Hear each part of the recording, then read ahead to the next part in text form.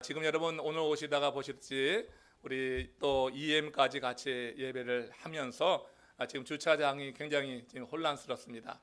늦게 오면은 멀리서 걸어와야지 되고요. 그래서 10시 반 이후에 오시는 분들은 이 옆쪽에 있는 그 건물을 좀 사용할 수 있습니다. 거기 파킹랏을.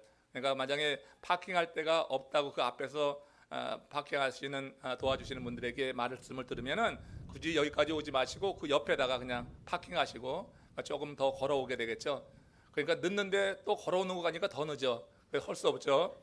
그래도 그러니까 조금 일찍 나오시려고 하면 한 10분, 20분 정도에 오면은 혹시 파킹 자리가 좀 될지 모르겠습니다. 지금 공사하는 동안만 그러고요. 어느 한 단계 끝나고 나면 또 좀 더 넓게 될 것입니다.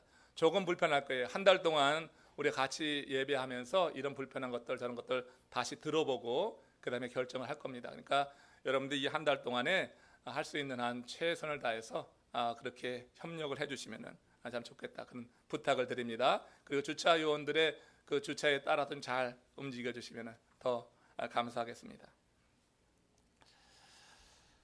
저는 지난 주간에 선을 긋는다 그런 말이 자꾸 떠올랐습니다. 그런 일들을 몇 건을 본 거죠. 지난주에 영국이 유럽 연합에서 탈퇴했죠. 그건 이제 브렉시트 그 이제 선거에서 투표에서 여론이 탈퇴하는 것을 원해서 결국 이제 영국이 유럽 연합에서 나오게 되었습니다. 영국이 유럽 연합에서 나오는 결정적인 이유는 한마디로 자국의 이익을 위한 거죠. 세계 제2차 대전 이전까지만 해도 영국이요 세계 경제 금융에 그런 강력한 영향력을 미쳤다고 하는 거예요. 근데 세계 제2차 대전 이후에 미국이 등장하면서 그런 영향력을 잃게 됐고 또 영국이 유럽 연합에 들어가면서 연합 측에 들어가니까 거기 나름대로의 또 규제가 있는 거예요. 그래서 많은 제약을 받아서 그런 주도권을 상실했다고 하는 것입니다. 그래서 이 브렉시트는 영국이 강대국으로 누리던 그 혜택은 지키고 제약은 받지 않겠다고 하는 자국의 이익을 위한 그런 선택이었다고 그렇게 말을 하죠. 이에 그런데 유럽 연합 측이 그 영국을 향해서 그럼 나가려면 빨리 나가라. 탈퇴하려면 빨리 탈퇴하라고 그렇게 공식적으로 요청을 하면서 선을 긋는 그런 일이 있었습니다. 석기 선긋기를 해서 유럽 국가들 동요를 막고 그리고 내부 체제를 새롭게 다지려고 하는 그런 의도가 있는 것 같습니다. 그러니까 유럽 연합은 현실을 인정하면서 새로운 시대를 발빠르게 대비하기 위해서 지금 선을 긋고 있다고 하는 거예요. 적군과 아군을 어찌 보면 나누어 볼 수도 있는 것입니다. 또 지난 주간에 그동안 6주 동안 진행되었던 우리 건물 해체 작업이 거의 다 마쳤습니다. 27,000 스퀘어핏의 건물 가운데 18,000 스퀘어핏을 해체하는 거예요. 근데 이 건물을 해체하는 과정 보니까 제일 먼저 하는 게 선을 긋더라고요. 대형 그 원형 다이아몬드 헤드 원형 톱이 돌아가면서 이 건물을 자르는 거예요. 콘크리트를 자르고 철판을 자르고 그 톱으로 먼저 자르는 작업부터 하더라고요. 잘라놓고 유지할 건물 부분과 해체할 건물 부분을 다루는 게 달라요. 그 다음에 이 포크레인 기사가요 엄청나게 큰 포크레인을 동원해서 이 포크레인이 마치 그냥 큰 입 같아요. 그 큰 입을 벌려가면서 해체될 부분을 사정없이 무너뜨리고 또 큰 건물 잔해는 잘게 씹어가지고 차에 운반해서 옮기기 쉽게 그렇게 만드는 작업이 지난 6주간 진행이 됐습니다. 이런 6주간의 이 작업을 지켜보면서 제거될 부분 거기에 세워질 새로운 건물을 보며 상상을 했습니다. 앞으로 우리 교회가 이루어지게 될 그 사역에 대해서 생각해 본 거예요. 저는 우리 교회가 이 마이애미 지역에서 많은 영혼들이 영적으로 탈진하고 많이 지쳐 있는 경우가 있는데 그들이 와서 쉴 수 있는 그런 영적인 오아시스가 되길 원합니다. 또 어둠 가운데 헤매고 있는 자들이 우리 교회가 비추는 빛을 통하여서 여러분들의 삶을 통하여서 그들이 우리 교회에 와서 어떤 그런 등대 역할을 감당하는 그런 교회 되기를 원하고요. 함께 신앙생활하면서 이것이 영적인 방주가 되어서 하나님께서 우리에게 원하시는 그곳 소원의 항구에 이를 때까지 같이 신앙의 삶을 누려보면 얼마나 좋을까. 그래서 매일같이 제가 새벽에 기도하는 것이 이 세 가지입니다.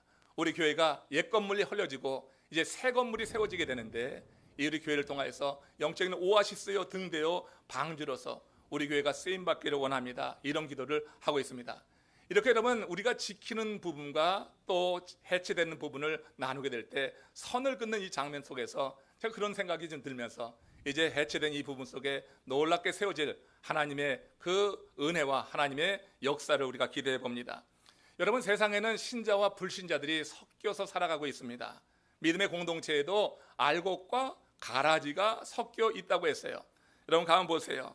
여러분 볼 때 이 믿음의 공동체에 가라지가 섞여 있는 것을 성경은 사단이 몰래 와서 곡식 가운데 가라지를 덧붙였기 때문이라 그렇게 말씀을 하고 있습니다. 근데 어떠세요? 여러분은 교회 안에서 혹시 내가 판단할 때 가라지가 있지 않습니까? 가라지를 볼 때 뽑아버리고 싶은 유혹이 들지 않습니까? 그래서 예수님이 뭐라고 하시냐면은 그 가라지를 뽑다가 알곡까지 뽑을까 염려되니 그냥 놔둬라 이렇게 말씀했어요. 그러나 그 말씀만 하신 것이 아니에요. 곧 때가 이를 것이다. 때가 이르는데 그때는 내가 선을 긋는 때가 있을 것이다. 그래서 가라지와 알곡이 운명이 나뉘어지게 될 것이라고 주님께서 말씀하셨어요. 마태복음 13장 30절이 그런 말씀이었어요. 같이 읽어봅시다. 추수 때 내가 추수꾼들에게 말하기를 가라지는 먼저 거두어 불사르게 단으로 묶고 곡식은 모아 내 곡간에 넣으리라 하리라. 주께서 선을 긋는 그때는 추수 때입니다. 그때 세상을 향해 복음을 전할 사명, 바로 그때가 임하기 전에 이 복음 전하는 사명이 우리 먼저 믿는 자들에게 있다고 하는 거예요. 그러니까 지금은 다 함께 섞여 살아갑니다.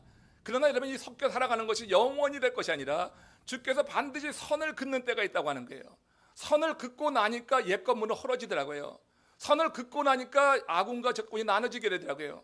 브렉시트와 건물 해체 과정을 보면서 선 긋는다고 하는 것이, 그것이 여러분 상당한 일이구나. 어떤 분명한 색깔, 자기 입장을 갖지 않으면은 여기서 큰일 나겠구나 하는 생각을 해보면서 우리 주님께서 우리에게 선을 긋을 때, 추수 때에 선을 그을 때 우리가 정말로 살아날 영원하게 거하는 그 알곡으로 여러분 구분되기를 주의 이름으로 축원합니다. 우리가 여러분 이렇게 볕단처럼 쌓여서 불에 살을 존재가 되면 안 되겠잖아요. 우리 하나님께서 우리를 이 땅에 두신 것은 이제 그 선을 긋기 전에 바로 이제 어떻게 해요? 우리로 하여금 그 복음을 전함으로 말미암아서 많은 이들이 우리가 거하고 있는 이 선 안으로 들어오라, 이런 사명을 위해서 우리를 두셨다고 하는 거예요. 디모데후서에 보면은 바울이 자신의 그 사명을 그렇게 표현을 했습니다. 디모데후서 4장 7절에 있는 말씀입니다. 같이 읽어봅시다. 내가 선한 싸움을 싸우고 나의 달려갈 길을 마치고 믿음을 지켰느니라. 제가 이 말씀을 읽는데요, 달려갈 길을 마치고 믿음을 지켰다, 이 간증이 그렇게 마음에 크게 울려지는 거예요. 여러분, 믿음을 지키는 게 얼마나 위대한 일인지 아십니까? 믿음을 지킨다고 하는 것이 또한 얼마나 힘든지 아십니까?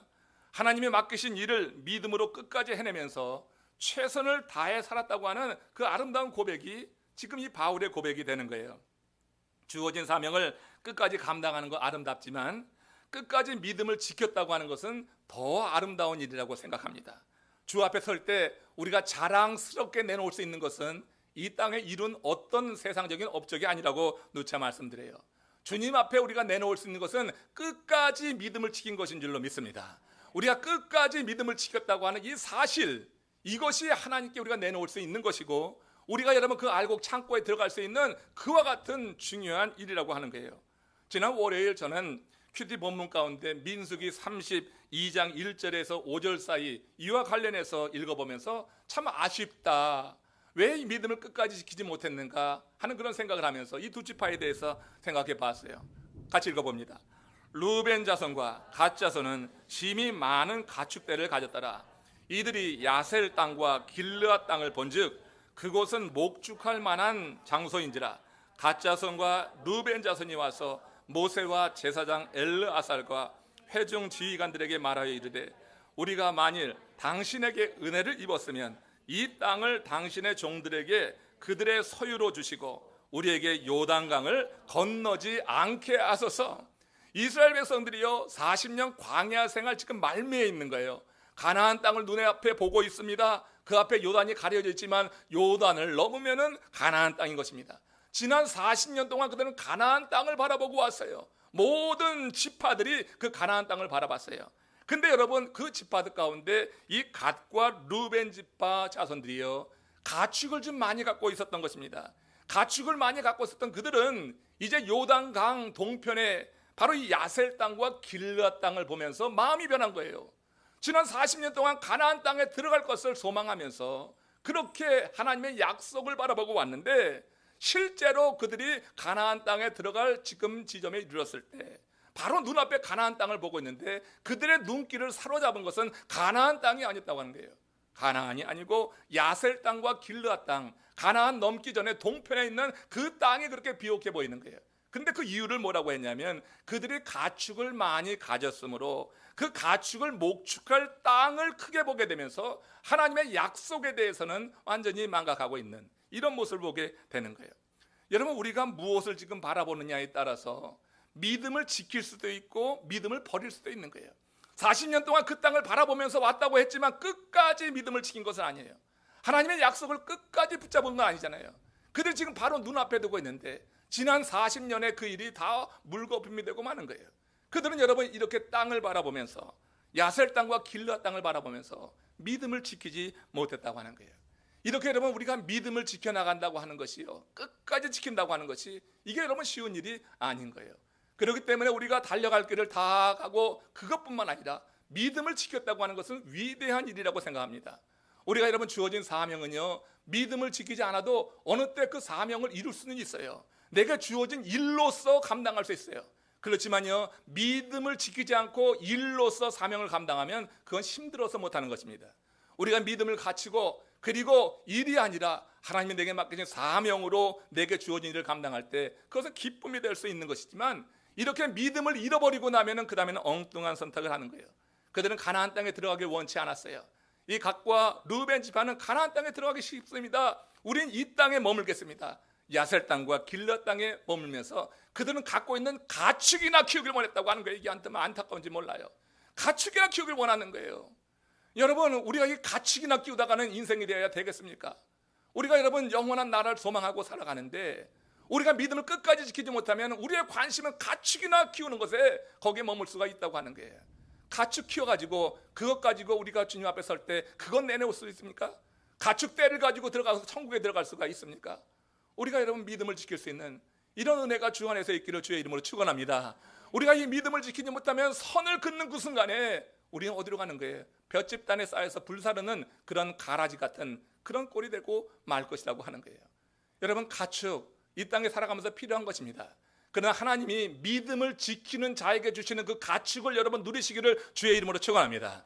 믿음을 지키지 않고 세상적인 방법으로 해서 가축 떼나 늘려간다고 하면은 그럴 때 여러분 마지막까지 우리 믿음을 지킨다고 하는 것은 불가능한 입장이 될 거예요. 바로 이 갓 루벤 지파의 이 선택을 통하여서 정말 믿음을 끝까지 지킨다고 하는 것이 얼마나 아름다운 일인가. 우리가 여러분 주님 앞에 설 때를 항상 염두에 두고 이 땅에 살아가는 것이 영원한 것이 아니잖아요.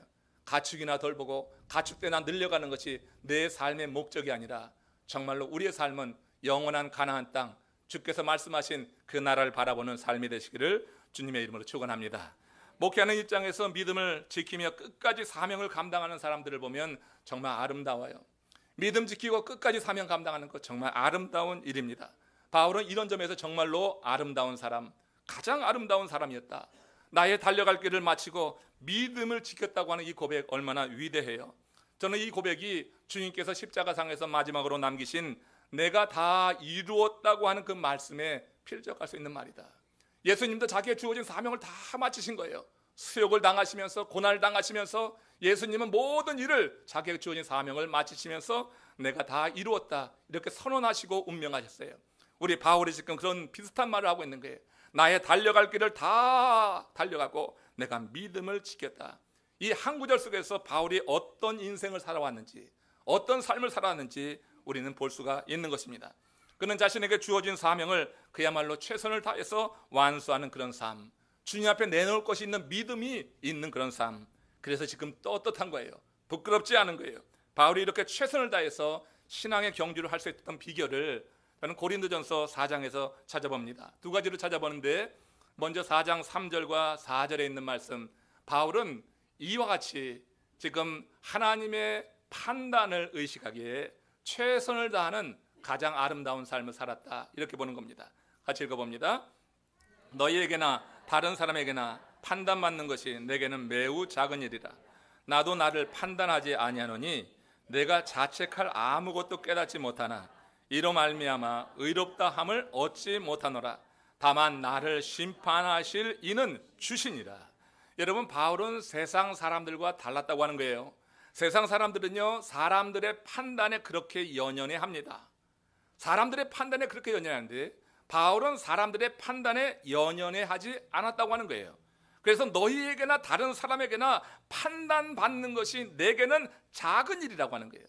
사람들이 나를 어떻게 판단하는지 그건 내게는 작은 일이다.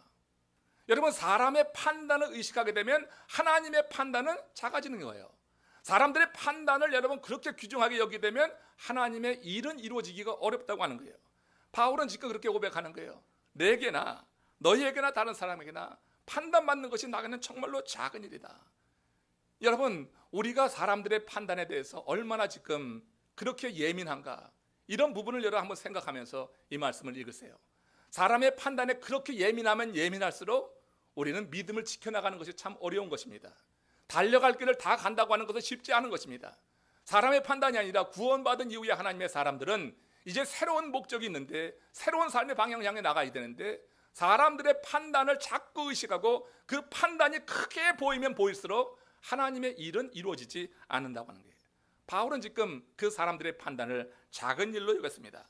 스스로 자신을 판단할 때 자책할 것이 없는 사람이었지만 그로 인해서 의롭다 여기지도 않는다고 그랬어요.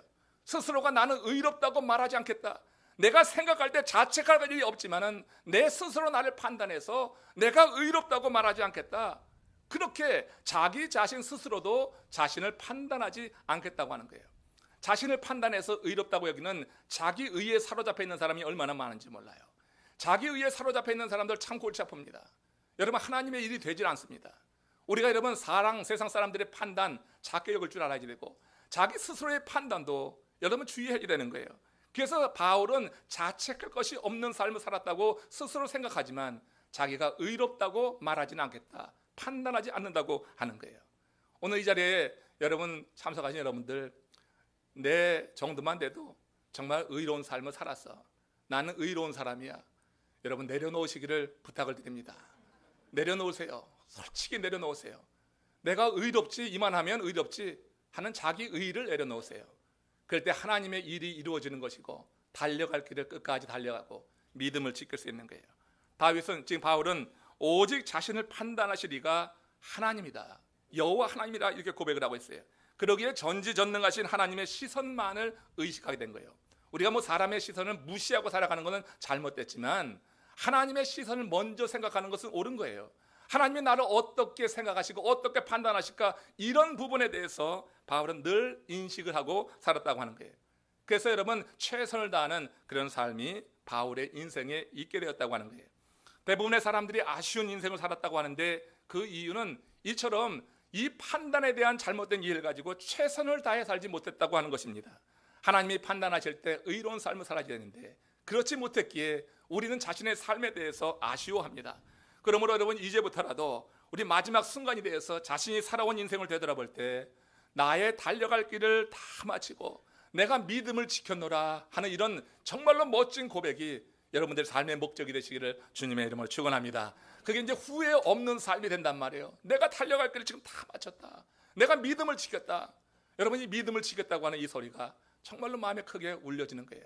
믿음을 지킨 사람이 주께서 추수 때 선을 긋게 될 때 두려워하지 않습니다.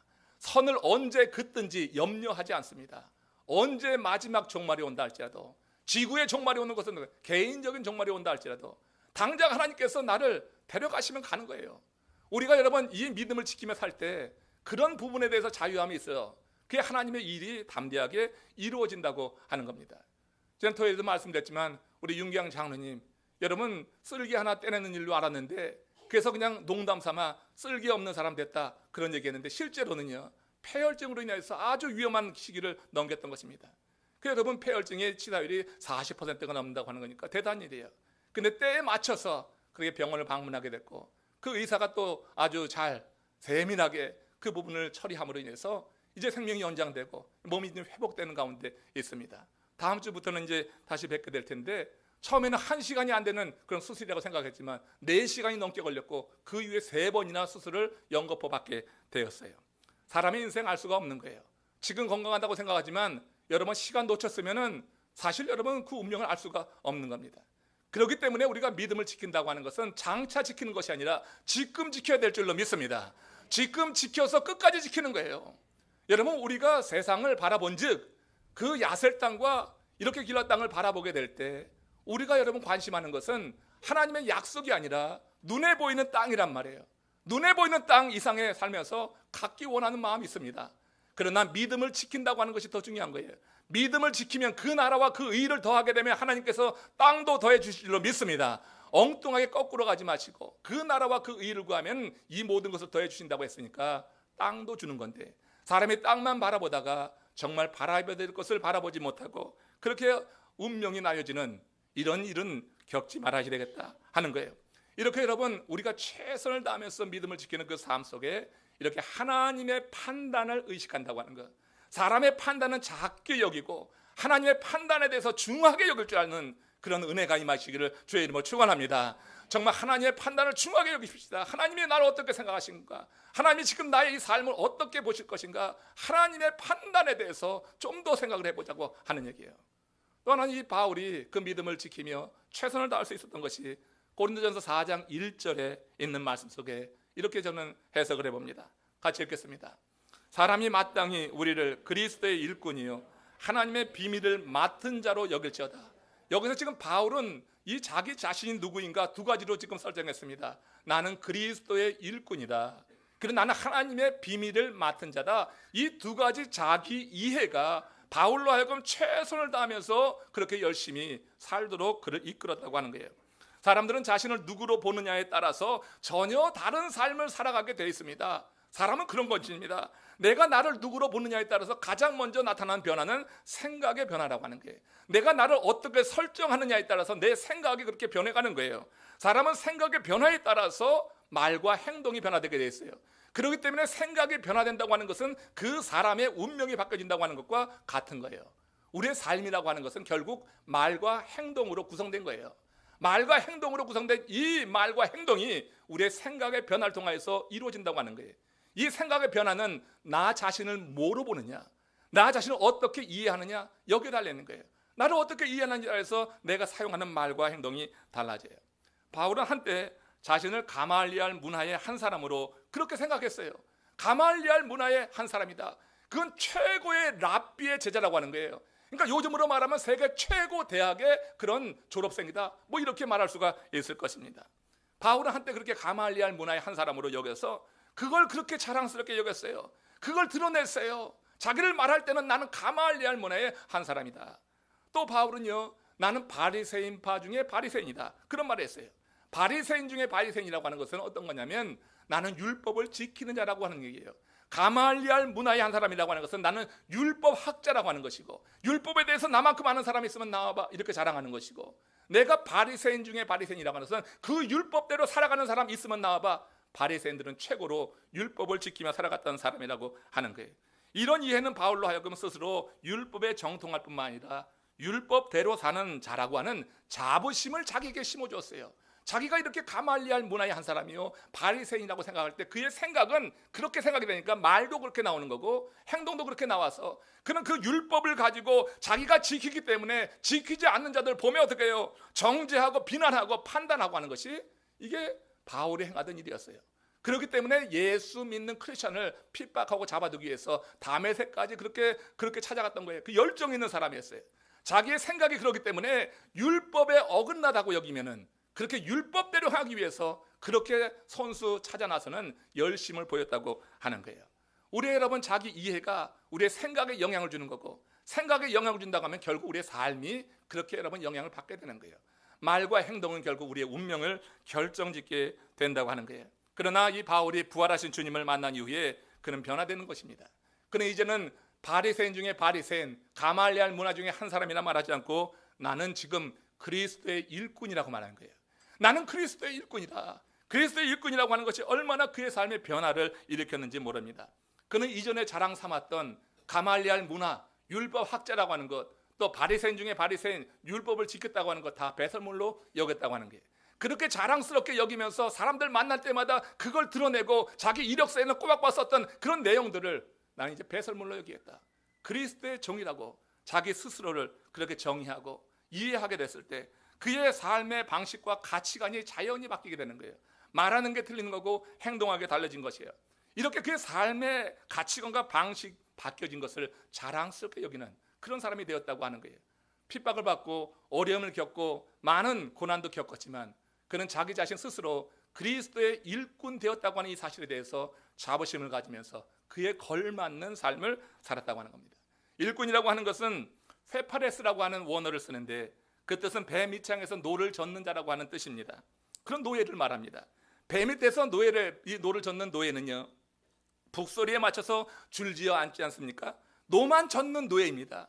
예전에 이런 영화 있었잖아요. 그렇죠? 딴전을 피우거나 꾀를 부리지도 못하고 핑계를 댈 수도 없습니다. 자기 자신의 의지는 완전히 죽어있는 그런 존재가 바로 배 밑창에서 노예를 짓고 있는 페파레스라고 하는 사람이에요. 뒷줄은 힘드니까 나 앞줄로 가겠다고 그렇게 자기 주장할 수가 없는 거예요. 나 오늘 기분 나빠, 나 이거 안 할 거야, 그렇게 말할 수가 없는 것입니다. 불평하지도 않습니다. 아무도 알아주지 않는 그 맨 밑바닥에서 그는 정말 사람들이 하기 싫은 일을 그거 하기 싫다고 말하지도 못하고 그거 자기에게 주어진 운명으로 여겨서 그 배에 노를 젓는 거예요. 가판 위로 올라가서 선장이 잡아야 될 그 배의 키를 잡겠다고 난리를 치지도 않습니다. 배가 어느 방향으로 나가는지 또 목적지가 어딘지 이 부분에 대해서는 철저히 선장에게 맡기는 것입니다. 자신은 열심히 노 젓는 일만 하는 거예요. 그 자리에서 죽도록 충성하는 게 바로 이 페파레스, 이 일꾼이라고 하는 단어에 담겨있는 뜻이라고 하는 거예요. 바울은 바로 자신을 이 페파레스, 노예라고 하는 뜻인데 이걸 지금 좀 바꿔서 그리스도의 일꾼이라고 표현했지만 그 원의는 페파레스, 노예라고 하는 거예요. 그리스도와의 자신의 관계를 그렇게 설정하고 나니까 이제 그를 지배하는 것, 그를 영향을 주는 것은 온전히 우리 주 예수 그리스도예요. 주의 명령에 따라서 행하는 하나님의 사람이 되었다고 하는 거예요. 이제 그의 생각의 변화가 온 거예요. 이제 나는 율법에 따라 사는 사람이 아니라 이제 나는 그리스도의 명령에 따라 살아갈 사람이다. 이렇게 그의 생각의 변화가 생기면서 이전에 그렇게 자랑하던 것을 배설물로 여기면서 그 다음에 새로운 가치와 삶의 방식을 따라서 살아가면서 그것이 기쁘고 감사했다고 하는 거예요. 세상의 노예는 억지로 하지만 그리스도의 일꾼은 억지로 하질 않습니다. 그것이 기쁨이 되는 것이 이렇게 그리스도 노예로 자기 자신을 인식하고 그 삶 가운데 살아가는 사람인 줄로 믿습니다. 여러분 다 그리스도의 일꾼 되시기를 주의 이름으로 축원합니다. 여러분 세상의 노예처럼 주의 일을 하지 말라고요. 그러니까 여러분 달려갈 길을 다 달려가는데 믿음을 지키지 못하면 세상의 노예처럼 억지로 하는 거예요. 억지로 하고 힘겹게 하는 거예요. 그러나 여러분 우리가 이 주의 일을 한데 정말 믿음을 지켜나가게 되면 이 노예 일이 세상 사람들에게는 정말 억지로 한 거지만 이 페파레스라고 하는 이 일이 그에게 기쁨을 주는 거예요. 바울은 이것이 기쁨이 되었기 때문에 이렇게 자랑 있게 말하는 거예요. 나는 그리스도의 일꾼이다. 그의 삶이 어떻게 열려지든지 이 바울은 주님께서 내 삶을 정말로 선하게 이끄실 것이라는 그런 확신이 있었다고 하는 거예요. 도요타 자동차의 조 후지오 회장이 그런 유명한 말을 남겼습니다. 경기가 호황이면 좋고 불황이면 더욱 좋다. 여러분 들어본 말씀입니까? 경기가 호황이면 좋고 불황이면 더 좋다. 이 말은요, 호황일 때는 호황이니까 당연히 좋은 거예요. 그러나 불황일 때 오히려 더 크게 성장할 가능성이 있기 때문에 그게 좋다고 하는 거예요. 즉 호황기에는 모든 경쟁사가 다 생존해 있어요. 그러니까 모두가 다 경쟁 상대가 되는데 불황기에는 어려워진 경기 때문에 그 경쟁사들이 시장에서 퇴출되기 때문에 정말로 여러분 경쟁력을 확보하고 있는 기업이라고 하면 오히려 불황이 더욱더 기회가 호기가 될 수 있다. 그래서 불황이면 더 좋다고 하는 거예요. 여러분 불황이어도 좋은 여러분 되시길 축원합니다. 여러분 삶이 어떻게 되든지 그래도 나는 그 호황이야. 여러분 그리스도 안에서 분명한 자기 정체성을 가지고 그렇게 살아가는 사람들은 인생이 순탄할 때든지 막힐 때든지 여러분 항상 호황을 누려야 돼요. 영적으로 호황을 누리는 거예요. 순탄할 때는 당연히 좋은 것이고 막힐 때는 하나님을 더욱더 의지하게 되고 하나님의 은혜를 더욱더 사모하게 되니까 영적인 성장을 이룰 수 있어서 이렇게 막힐 때도 좋은 거예요. 그래서 우리 믿는 사람들 정말 그리스도의 일꾼으로 자기를 여기고 하나님의 말씀에 지배 안에 주의 명령에 따라 살아가게 될 때 모든 삶이 호황이라고 하는 것, 이거 여러분 우리의 고백도 돼야지 되는 거예요. 이게 왜 바울의 고백만 돼요? 바로 저와 여러분들의 고백 되시기를 주의 이름으로 축원합니다. 우리가 건축을 하고 있지만 이 건축하는 이 시기도 우리 교회 부흥의 역사가 일어나는 호황이 되기를 주의 이름으로 축원합니다. 머물러 계시고 교회를 지키고 교회를 위해서 헌신하려고 하는 여러분들을 하나님께서 갑절로 축복하시기를 제가 주의 이름으로 축원합니다. 여러분들은 헌신하시고 있는 것입니다. 교회를 지키는 자체가 헌신하는 것입니다. 하나님의 말씀 가운데 살려가고 여러분들이 이 교회 이게 비좁고 좀 불편하지만 그러나 여러분 이 건축되어진 이 과정 속에서 이런 그런 과정으로 보기 때문에 여러분 참아내는 거 아니겠어요? 여러분 지금 대형 이 톱이 돌아가면서 제거될 부분과 남을 부분을 이렇게 갈라놓았습니다. 그리고 제거될 부분에 대해서는 사정없이 파괴해버리는 거예요. 우리가 여러분 남아있는 이 부분에 여러분들이 함께 있으면서 여러분들이 주님의 은혜를 같이 누리고 사랑하는 형제 자매들 가운데 이렇게 힘들 때 서로 격려하며 나가게 될 때 하나님께서 그것을 기억하시는 거예요. 하나님 그 삶을 기억하시는 거예요. 그래서 여러분들이 호황이든지 불황이든지 어떤 데든지 경기가 어떤든지 간에 하나님께서 영적으로 우리 모두에게 호황되는 그런 은총을 더해 주실 줄로 믿습니다.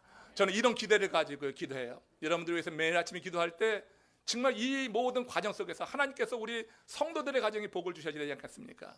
여러분들이 이 선근 가운데 하나님의 은혜 안에 머물러 있는 여러분들 위해 하나님께서 베푸시는 놀라우신 은총이 끊이지 않는 가운데 정말로 하나님 앞에 헌신하면 헌신할수록 더욱더 하나님께서 채우시는 이와 같은 일들 누려질 수 있기를 원해요.